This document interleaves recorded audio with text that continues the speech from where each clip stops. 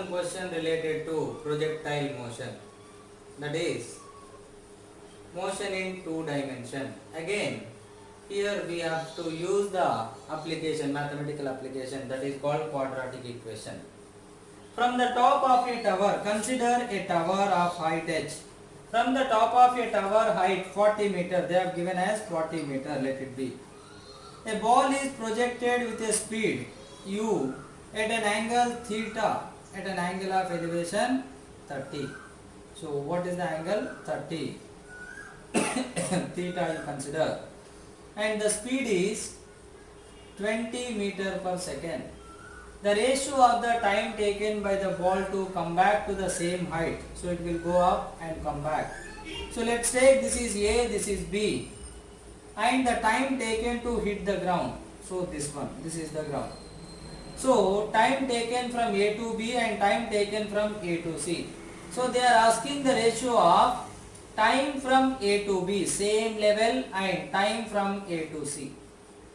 See, from A to B it is very simple. Projectile motion, time taken from A to B is 2u sin theta by g. Total time of flight for ground to ground projection 2, u is 20, sin 30 is 1 by 2 by g 10. So cancel. So how much? 2 seconds. So one value you got it. But for the other one, A to C, the displacement is minus 40 meter, vertical displacement. Because whenever you deal with the two-dimensional motion, don't consider net displacement, either consider x or y direction, so that the solving question becomes easier. Now I am considering vertical direction, so vertical displacement. Why? Because we know the vertical acceleration, that is minus 10 meter per second square g, because you are throwing up. Then what is the initial velocity? U sin theta, 20 sin 30, 1 by 2, 10 meter per second, uy. Then Sy equal to uyt plus half ayt square. So Sy is how much? Minus 40. Uy is how much? 10t minus 5t square, because ay is minus 10.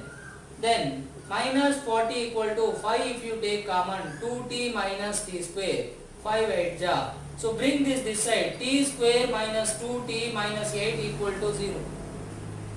So what kind of equation is this? Quadratic equation. So t square minus 4t plus 2t minus 8 equal to 0. If you take t minus 4 plus 2, t minus 4 equal to 0. So t equal to 4 comma minus 2. So what is this? 4 seconds. Time never become negative.